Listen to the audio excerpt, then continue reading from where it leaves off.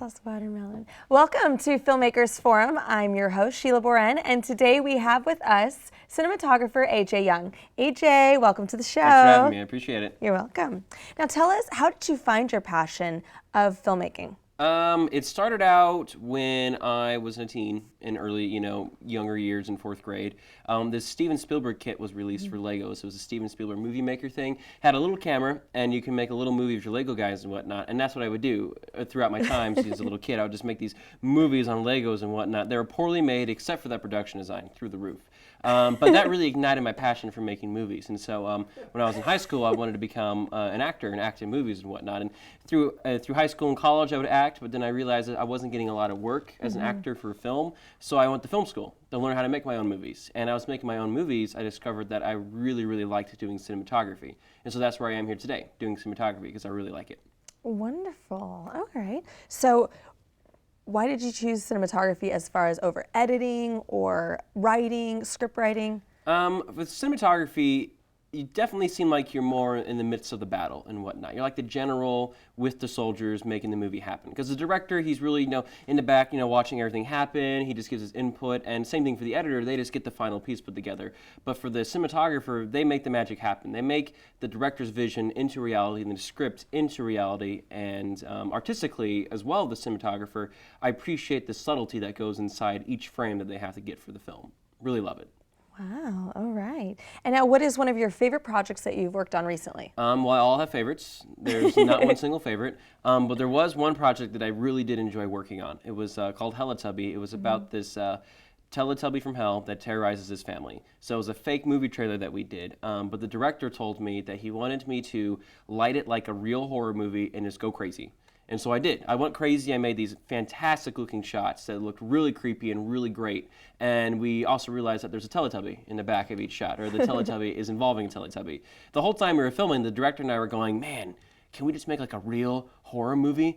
This sucks, But that project itself, I really did enjoy. I really let loose of all my things I do, typically cinematography, and just did really crazy off the book. And it paid off really well.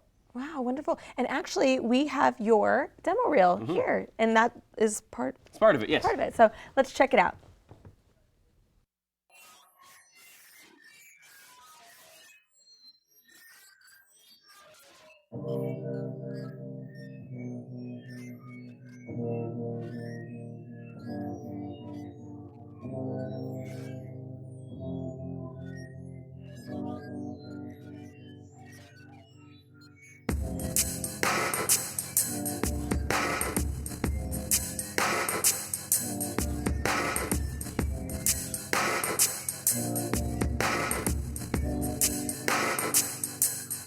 I stare at the stars and the sky up above and think, what am I made of?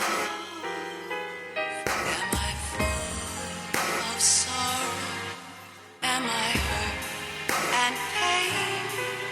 Or am I filled with love?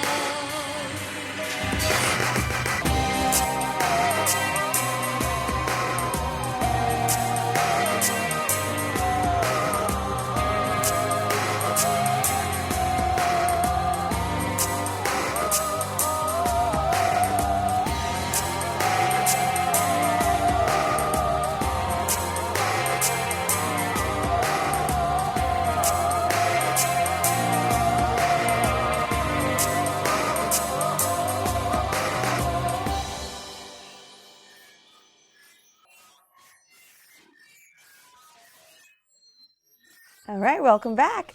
All right, Mr. AJ Young, love your demo reel. Thank you, Tell us a appreciate little bit about how you decided what goes in your demo reel. The thing to keep in mind about demo reels is that it should be like a movie trailer. It makes you want to spend your money. So when you give your demo reel to a producer, you want them to instantly want to hire you within the first 7 seconds of the whole trailer, the whole demo reel. If you can't hook them in the first 7 seconds, you're not going to hook them at the end of it. So for your demo reel, it should be the best things you have possible. Now, for cinematographers, we really enjoy like the little things in shots. There might be a shot that we lit that took a really long time, or in context, the shot was really, really good. But when you put it in a demo reel, the producers and directors might not think it's a great shot. So it's ironic because what we think is really, really good to them isn't that great, which is ironic even more because then they're hiring us for what we think is really, really good. But in the end, though, as long as you have friends and you have people watch a demo reel and give you critique, you can make a really fantastic reel.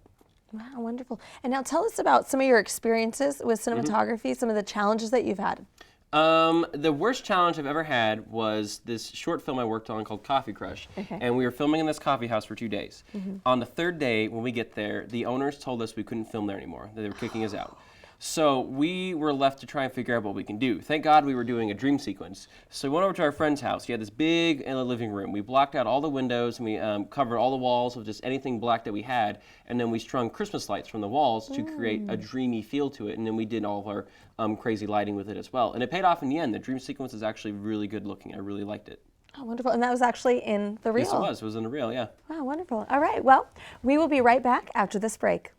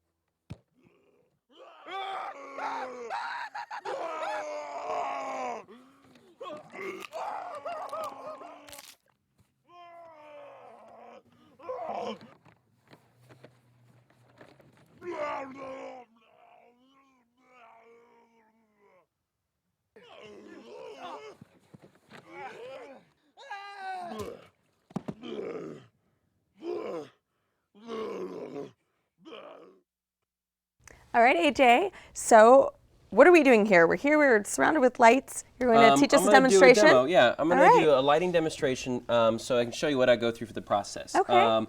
With every type of lighting you should do as well, you should never figure out how you're going to do it. You should always figure out why you're doing the lighting first. Okay. Once you know why you're doing something, the how is going to be very easy. So my why here is I want to make you look really pretty. Oh, okay. Which is not too hard because you're already pretty. So what I'm going to do right here is a 3-point lighting, and I'm going to have a key light right here, which is your main source of lighting. We can see your face and all the finer details about it. But the light I have on you right now is not too attractive. It's a little too hot on you, and it's got some harsh shadows on there. So I'm going to bring in this diffusion right here. This guy right here is a 2x3 silk, and it's a piece of cloth that light comes through, and it bounces around and creates a softer quality of light. And I'm going to stick it right here inside this stand.